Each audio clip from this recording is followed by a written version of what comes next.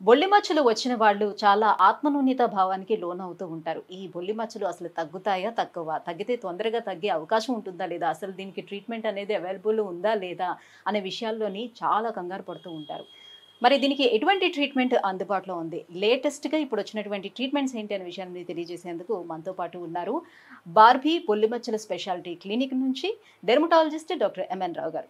Hello sir. Hi అండి. Sir, బొల్లి నమస్తే. మచ్చలు రావటానికి రీజన్స్ ఏంటి? దాని సింప్టమ్స్ ఎలా ఉంటాయి? ఏ కారణాల చేత వస్తాయని గత వీడియోస్‌లో మనం మాట్లాడుకునున్నాం. సో, మరి బొల్లి మచ్చలకి అసలు ట్రీట్మెంట్ అనేది ఏ రకంగా ఉంటుంది? ట్రీట్మెంట్ ప్రొసీజర్ బొల్లి మచ్చలు ఇది ఐడెంటిఫై చేసిన తర్వాత ఆ ప్రొసీజర్ ఎలా స్టార్ట్ చేస్తారు?